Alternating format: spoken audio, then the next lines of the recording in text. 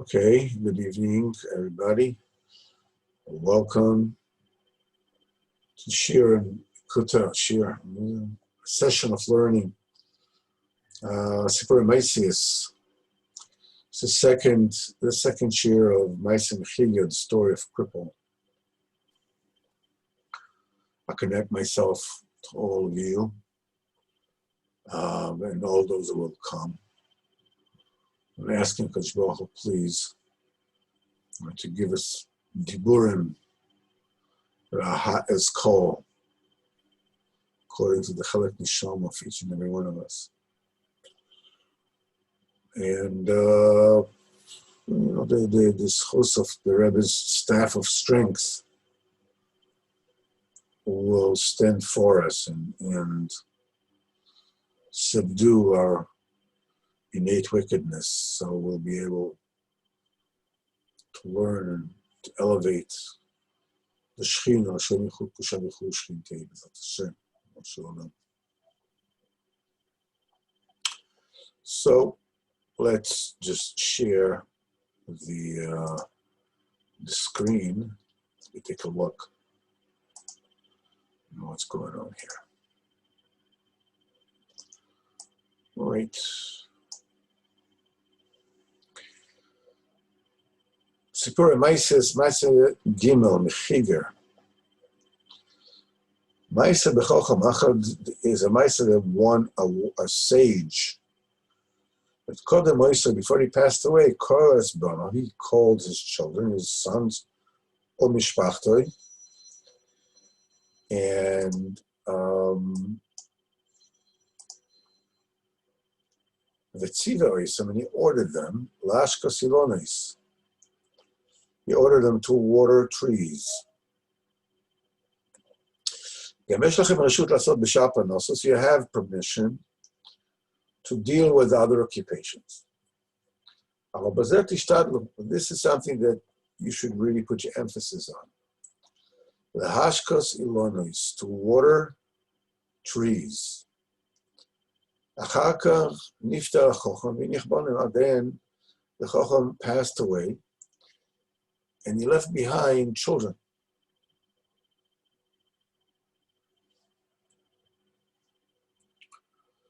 This is where we sort of left last week. We spoke about last week. Vayalu ben Echad, that he had one son, that he could not walk. He could stand. But he could not walk.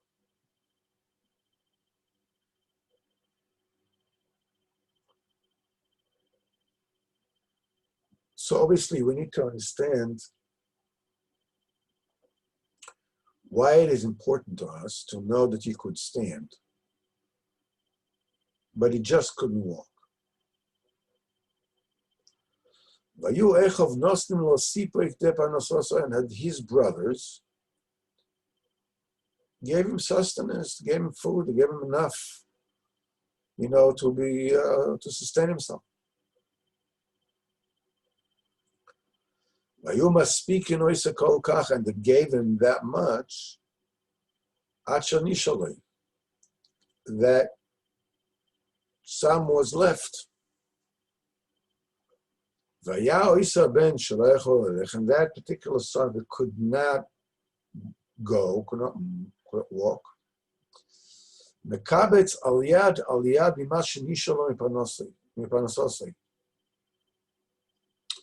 he gathered little by little from whatever it is that was left from that stipend that he got. Until he gathered a certain amount. And he thought himself, why should I get sustenance from them? It's good that I will start doing some kind of business, some kind of commerce. Even though he can't walk. He contemplated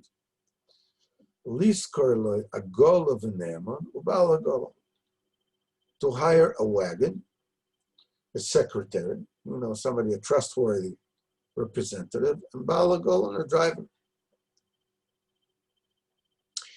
Visa Iman Leipzig, and you will go to them to the city of Leipzig. And he will do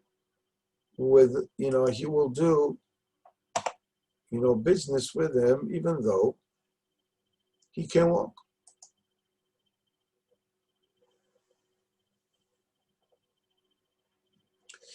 In a certain way,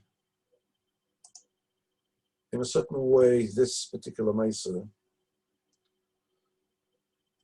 continues the Maisa that we learned already. It delves into, Enochinami is the beginning. But the cripple is in a very, very different state than the exchange prince. The exchange prince had absolutely no idea who he was.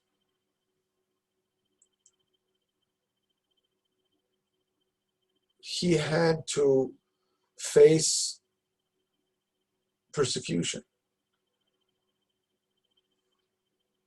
in order for him to even start looking for who he was.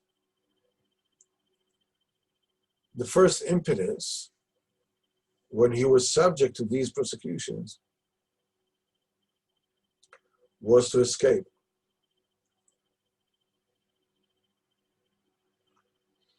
It took him quite a while to realize that the escape simply wasn't working out.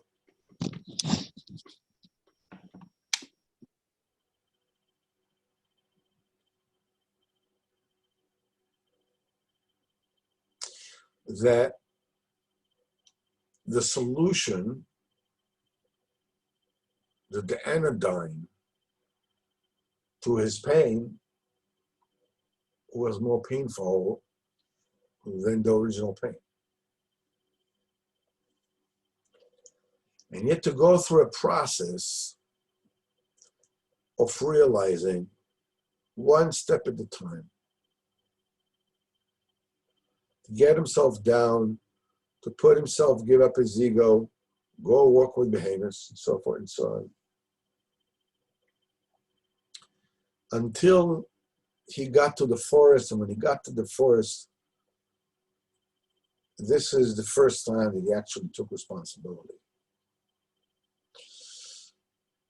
And from then he went up. He took responsibility in the sense that he imagined that if he would go back to the merchant would kill him. And if he would go on and chase, the beasts, the behemoths, that he will be mauled, and eaten by the animals in the forest.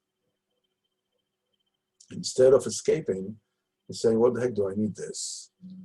I mean, I don't need to be subject to, I don't need to, subjected to this kind of nonsense. Just run away.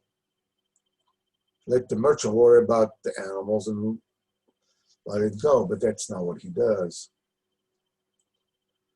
This is not what he does. What he does is he goes on after the animals,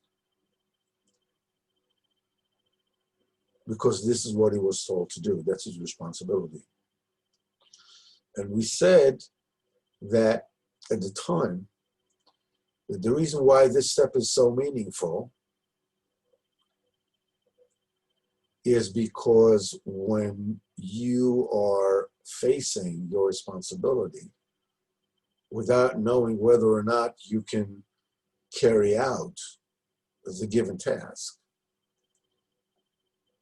you're putting yourself in a very difficult emotional situation. You're facing the possibility of failure. The option was to go back and give an excuse. I mean, what do you want? I mean, the wild animals in the forest, the animals just keep on running away. What, I'm supposed to be consumed by the animals? He doesn't do that. He doesn't go back with an excuse. He goes on. If he'll succeed. If he won't, he won't. But this is his job. Here we meet a cripple.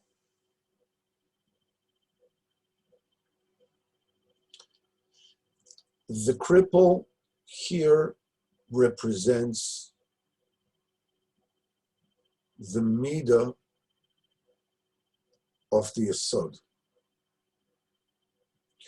If the lost prince represents the midah of Malchus, the cripple represents the midah of the Yesod. The sphere Yesod is, first of all, this is something that the prince only got to at the time that he found bread in the forest.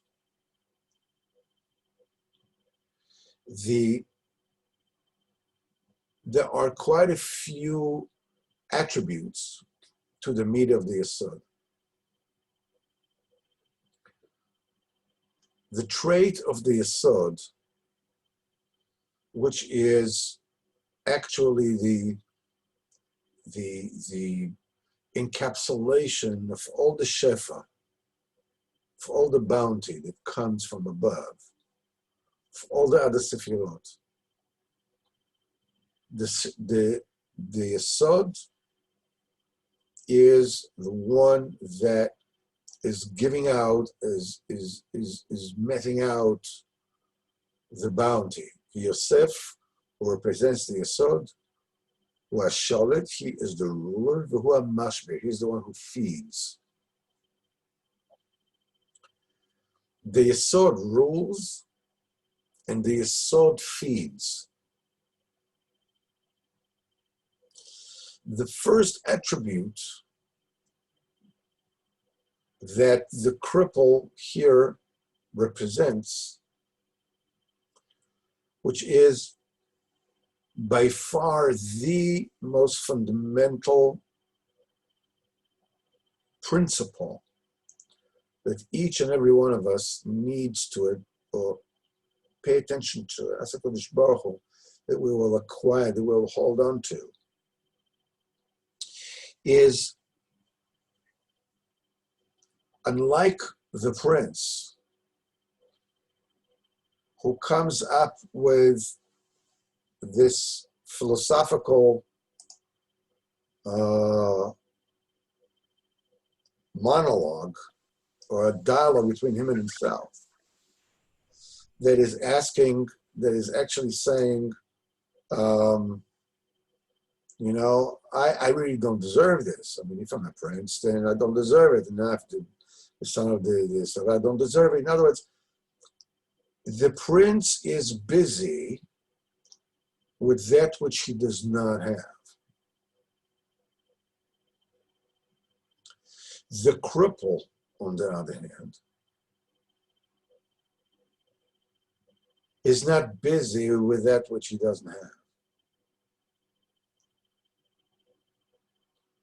The cripple starts at the point that the prince only attains when he meets his slave, the king that chased him away in the forest.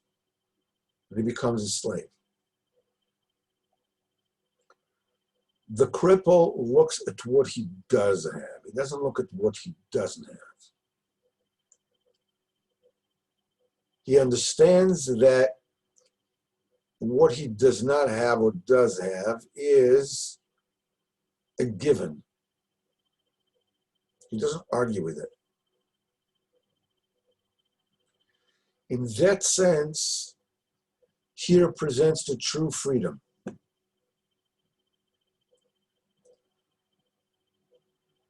Freedom does not mean that you can do whatever you want.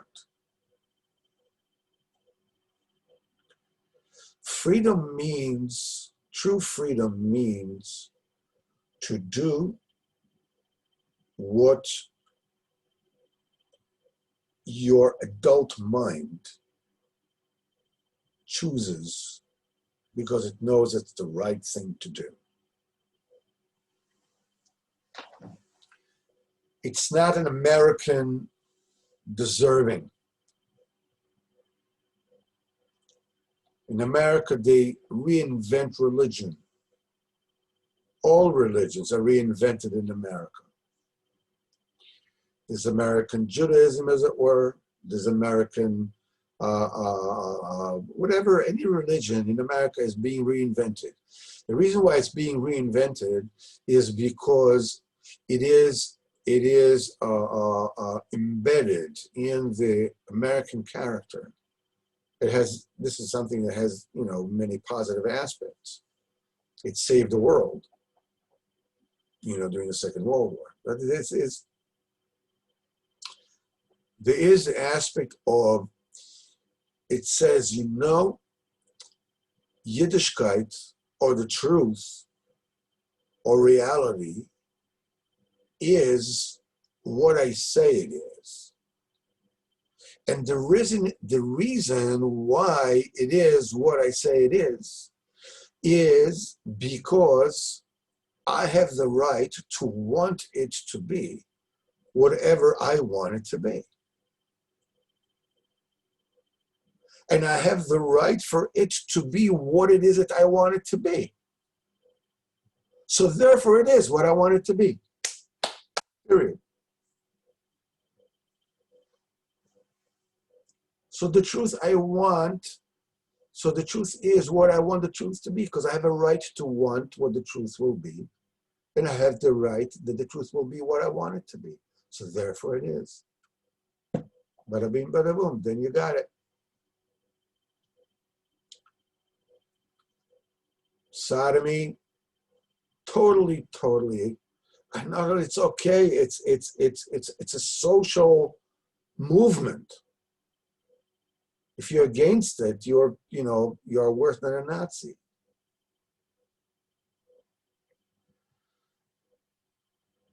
The result of this kind of freedom is that everybody is yapping about what it is that they don't have. Everybody in America is complaining about what it is that they don't have.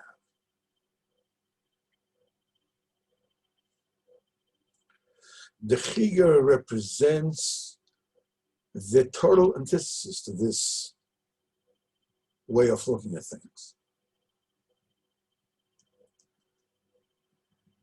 He's a cripple, he can't walk. However, in his own mind, look, he can stand. Everybody says he just can't walk. In the Chiger's mind, the important thing is not that which he can't do, but this which he can do. We see this kind of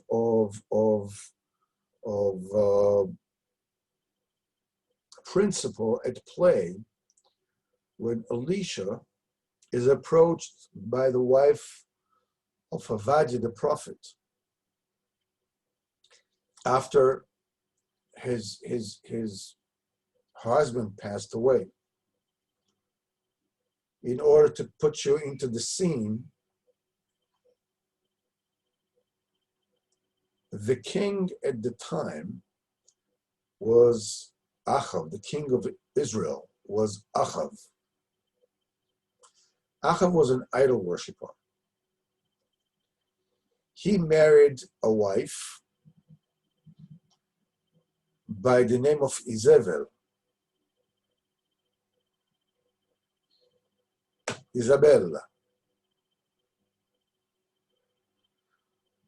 Jezebel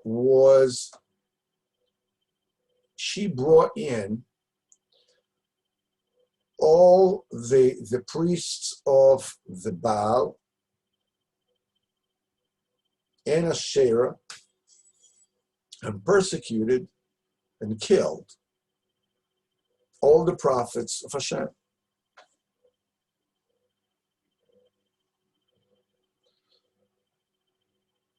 At the end, when she tells Eliyahu Novi that she's going to kill him, and he goes away, he tells her, it's a very interesting nakuda here, he tells her that dogs will be lapping her blood. That's going to be her end.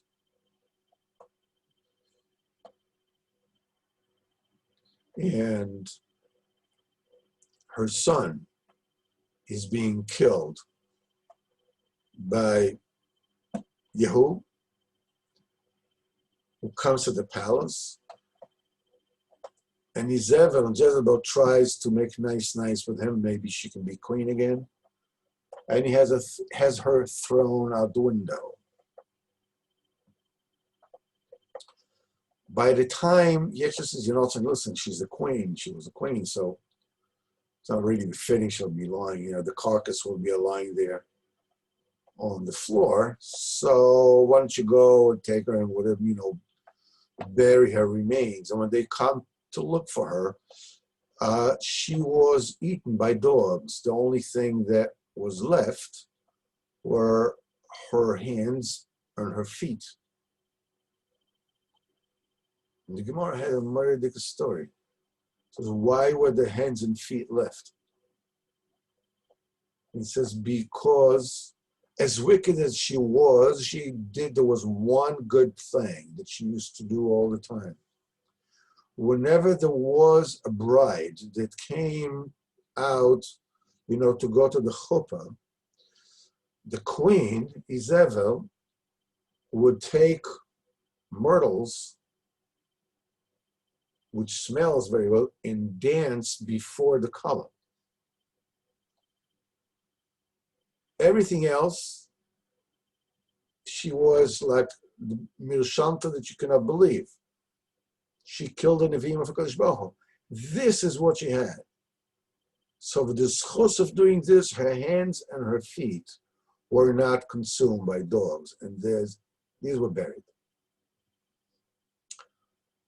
Meanwhile, back at the ranch, during the time of her husband, Achav, Ovadia, who was very close to the king, has taken 80 from Hashem's prophets. You have to understand that in those times, everybody that was faithful to Yiddishkeit was pursuing the level of prophecy. And there were academies, prophecy academies. And there were many Talmidim that were worthy to enter, a prophetic state and have prophetic visions. And many of them did. Most of them were giving prophecies which were nagia, to individuals. So these were not even mentioned, by and large, because the Bible is basically preoccupying itself with prophecies which have to do with the fate, the historic fate of Am Yisrael. These are the prophets whose prophecies we have. But there were many prophets. So he said, after Izebel already killed all the Nevi Hashem, 80 were left. So what Avadia did, he took 40 of them and put in one cave, and 40 of them and put in another cave, and he fed them. He hid them from Achav and from Izebel, and fed them. Now, if you think that the only outstanding thing here that is like, a witch like Izebel could have this attribute of dancing before the Kala, before the bride, this is just the beginning of the incongruousness of the character of that particular generation. The son of Achav was Yoram. Yoram was the Prince of Wales of the kingdom of Israel, not Yehuda, of Israel, and he was an idol worshiper. What he did was he borrowed, the Ma'avoda wasn't a millionaire. He had to borrow money to feed the prophets. So Yehoram lent him money with interest.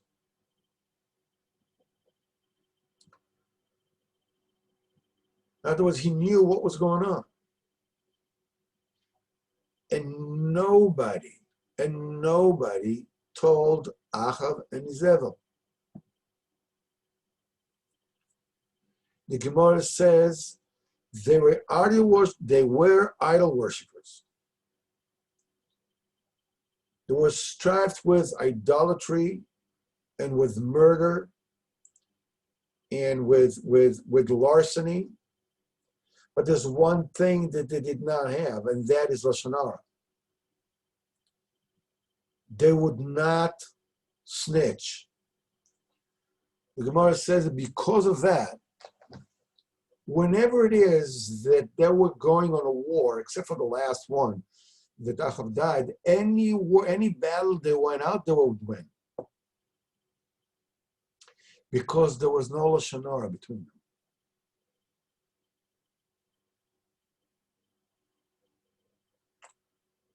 Back to the mind salt. Ovadia borrowed money from Yoram with interest, and then he passes away. Well, I don't know what the vig was, how much the interest was, but apparently it was enough for the wife of Ovadia, to default on the loans. And Yoram, being the bandit that he was, he said, no problem, I'm going to take your children, I'll send them for slaves, and I'll recoup my loans, no problem. So she goes to Elisha. By that time, Eliyahu wasn't alive anymore. He was alive, but he went up to the Shemayim. So she goes to Elisha. And she tells him a whole story. My husband was Yerushalayim. He fed the Nevi'im, and now the debtor wants to come to take my children. I cannot repay the loan. They want to take my children, and I don't have anything. The answer of Elisha is, Ma yesh lach b'bayit? What do you have at home? Don't tell me what you don't have. What do you have? So she said, I have this little, this little flask with some oil, some olive oil in it. So it's fine.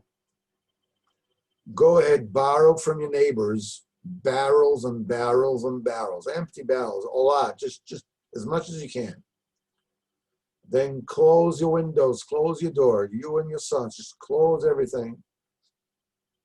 You have to bring a vessel, and you take this little, this little bottle, this little flask, and just pour and fill up the barrels. And they bring the barrel and she pours in the flask, it fills up the barrel. You finish, so then you move it and bring the next one. And then you finish and you move the next one. And then you put it in, it's all the way up, it's filled up, move it and bring the next one. And when she said, bring me another, says, that's it, we don't have any more. So then the oil stops. She goes to Elisha and says, well, this is what happened. So he says, no problem, go ahead, sell the oil, pay whatever it is that you owe, and you or your sons will live with, with the rest of the proceeds. A miracle, a Yeshua, a deliverance,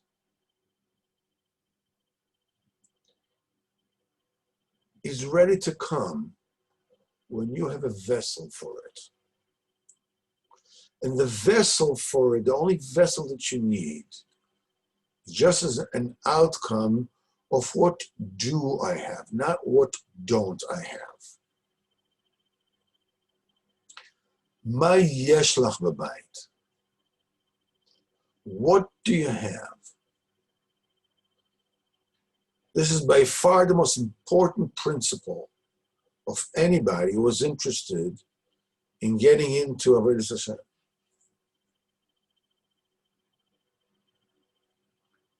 You can whine about everything that you don't have. People don't respect me. My wife puts me down. My children treat me like dirt. My boss is abusing me. My neighbors look at me like I'm a piece of dirt. And worst of all, I think that I don't know what. As long as you're busy with that, you're just a cripple. You'll never move. You'll get your sustenance. Your brothers will give you. Meaning HaKadosh Baruch Hu will take care of you. If you are into escaping, if you are into whining, if you really want to get away with doing nothing and escaping responsibility, HaKadosh Baruch Hu will take care of you. In fact, there will be enough, and some will be left. But if all you're looking at is what you don't have, guess what? Nothing will be left. Because you're addicted to not having. Because you need to complain. Because complaining makes you feel justified.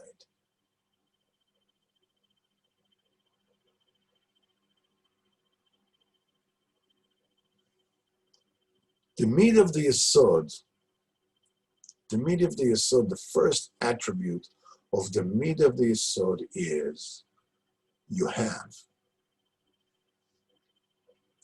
We said it before. If you're going around with an empty disposable cup, you don't take care of it. I mean, flip it up in the air, you throw it away, whatever it is. Saying it's already catch. Well, because it's empty. There's nothing there. But when you're walking around with a full cup, you're very careful with it. You handle it with care.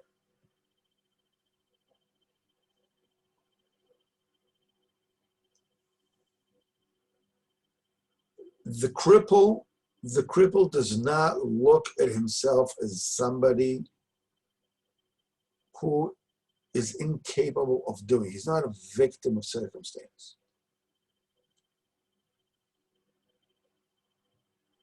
He starts actually from the point that the prince finishes. He's already a grown-up. He's an adult. An adult, the first thing is he takes a look at what do I have? Because you can't walk. Yeah, but I can stand. Now let's take a quick look and see what it is that I can do. First of all, the meat of the yesod is if you have, you watch out for it. You were given, they gave it to you for free. The nisayon is the minute they come in is like, hey, I can buy myself a car. I can get a house that I cannot afford. I can do whatever it is that I can do. I can buy a sous vide machine. I can, whatever it is that I want, I can do because I have the money. But in truth is, I don't have the money.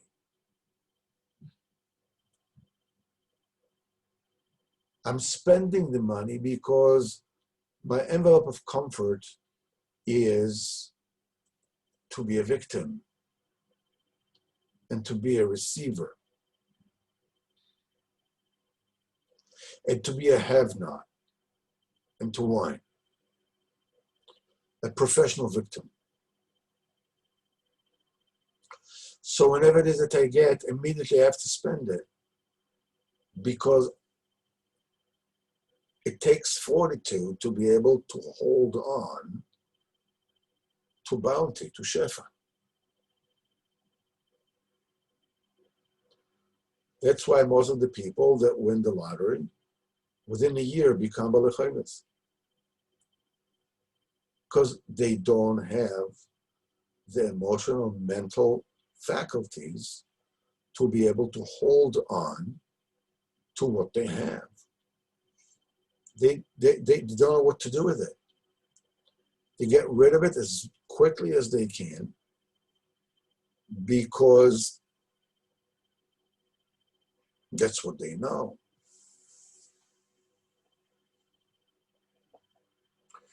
And of course, once they go through whatever it is, money that they had, they scream and shout and blame everybody.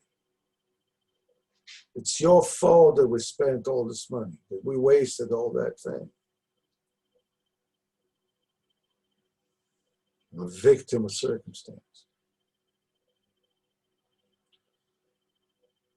There are a lot of things that I can do and a lot of things that I cannot do.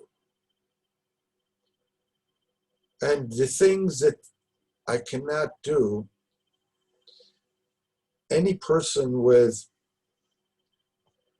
the most minimal skills can do with half his brain tying behind his back just to make the competition fair. I'm pathetic when compared to just average person. I can't walk, but I can stand.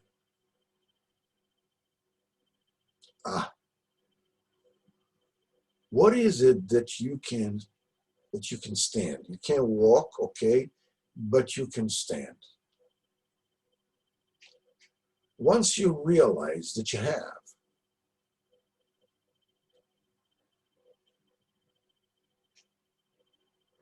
then you'll take a look at your circumstances and realize that all they are just given preconditions in which you have to operate.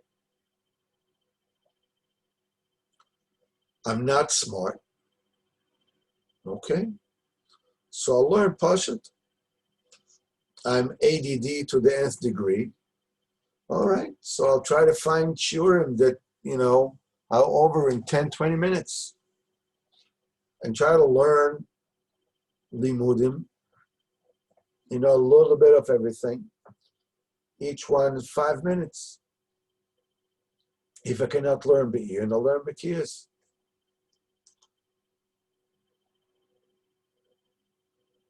If I can, when I'm going to make this Be'edus, If I cannot speak my heart out to HaKadosh Baruch Hu, I'll speak whatever it is that I can. And if I can say one word or two words or three words throughout the hour, it's done. I said them.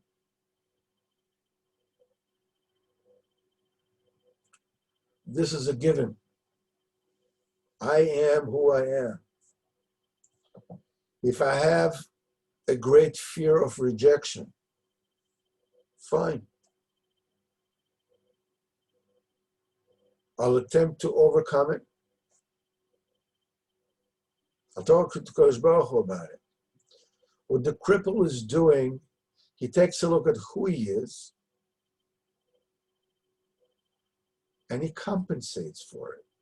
He says, I want to do my own business. I want to be on my own. I have. And therefore, he says, okay, what do I need? Well, I need to travel. I can't walk, okay? So I'm going to get a wagon. Now, being that I can't walk, I need somebody to do the walking for me. Hold on just 1 second.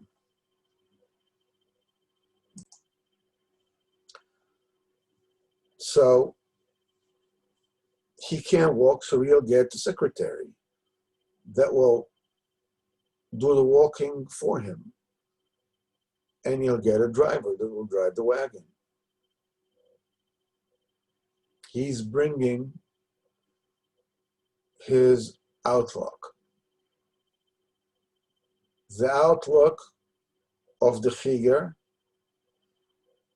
resembles very much the outlook of President Roosevelt, that claimed that crippleness starts from the neck down.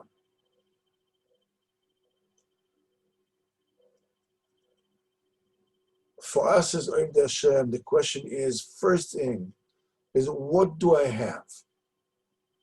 It's so easy to be frustrated with what it is that we don't have.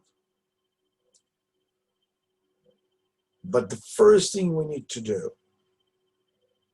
is realize, A, HaKadosh Baruch Hu is going to take care of us, even if we are slouchers, and we can't do a lot of things. HaKadosh Baruch Hu is going to take care of us. B, within that taking care of HaKadosh Baruch Hu has taken us, there is a chance, and not just a chance, there is enough to put away and actually accomplish what we want, if we treat ourselves as haves, not as haves not.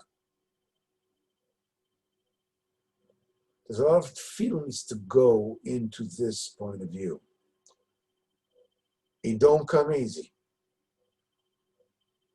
You go to Kodesh Baruch Hu and ask him, I need to see what I have. I know what I don't have. I don't have Shmir Sanaim. I don't have Shmir Machshava. I don't have Shmir Dibur. I don't have Torah. I don't have Tefillah. I don't have Tzedakah. I don't have Maasim Tovim. Okay, fine, but what do you have? I want. Okay, that's good, that's one. What else do you have? I have Rabbeinu. Wow, all right, that's good. What else do you have? Well, I have a Kodesh Baruch Hu.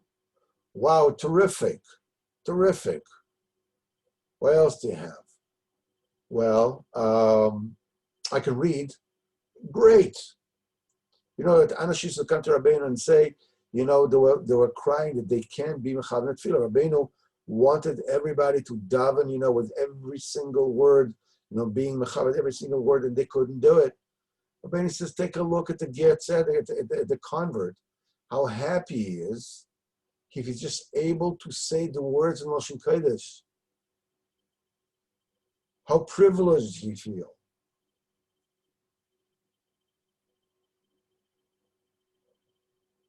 There's a whole tefillah. The lesson of today's shir is I need to look at what I have. I need to understand that I am somebody who has. The question is, what do I have? You need to do inventory. What is it that you have? And work with that.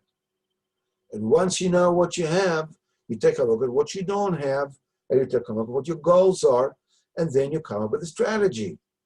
How do you compensate for that which you don't have in order to reach where you want? Don't spend your life arguing and whining about why don't you have what it is that you would like to have or what others have. Forget about that. It's not only personal attributes, it's also the way people treat you. I don't get the respect, I don't get this, I don't get this. I go, okay, fine. But what do you have?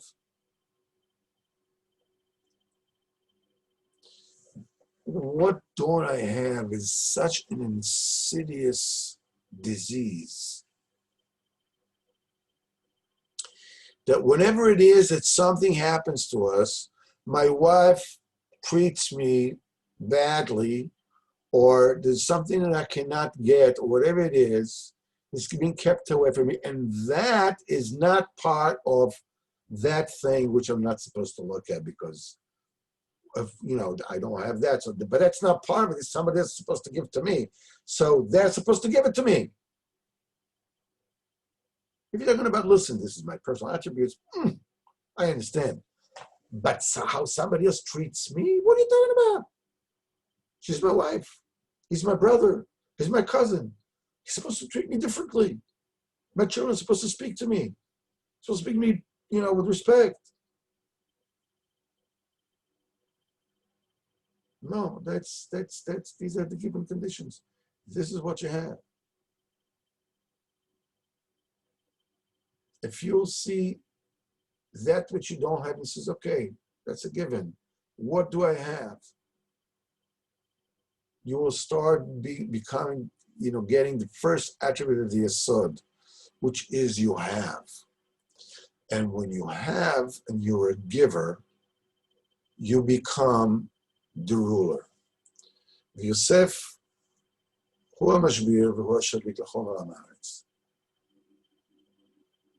being that he's the one who is in the giving position, and giving, only somebody who has can give. Only somebody who feels that he has, he can be a giver. The reasons many of us do not give, or give a lot less than we can, let alone more than we can, is because we harbor the suspicion that if we give, we won't have. Right? It can come up from childhood experiences. That I never had a back to lean on. Everybody put me down. If I don't worry about myself, nobody else will worry about me. That's a point of view of a don't have. Then you won't be a giver. You won't be a giver, you won't be a master. Hashem should help us, B'ezrat Hashem, to take this particular lesson from this second shir of the Maasios Mechiga. Ribbono Shel Olam, help me see. First of all, concentrate on what I have. Do an inventory of what I have. Not be blind to the fact of what I don't have. Okay. Be aware, but from the point of view that I have, what do I have? And then see what it is that I want and compensate for the stuff that I don't have. I have a position of a have, a position of power, a position of a ruler. Yosef was Shalit, Vo HaMashbir. Hashem Yisbarach B'ezram should help us, B'ezrat Hashem. Thursday night, we'll meet again. So we're in the Kutav Torah Chaf. And I want to emphasize that, this this shurim not only is it not entertainment,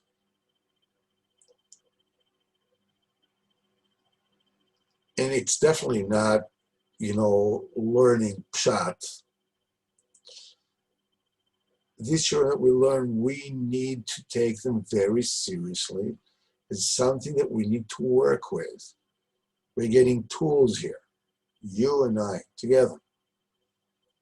If we are not taking these tools and using them, and that which means davening to HaKadosh Baruch Hu about them, and doing what we need to do, when chas v'chalila, we're not wasting our time, chas v'chalila, we're learning Torah.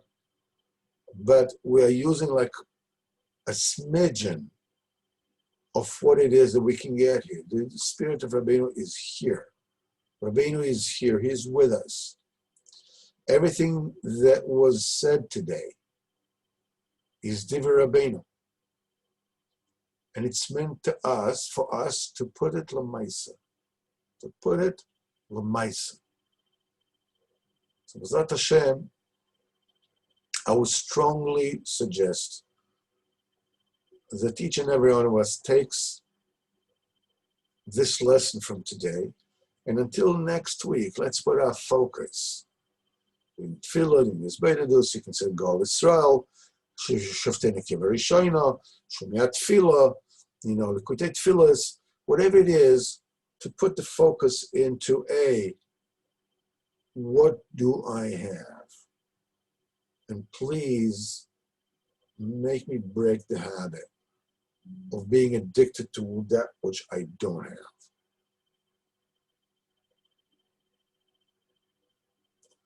Let Hashem should help us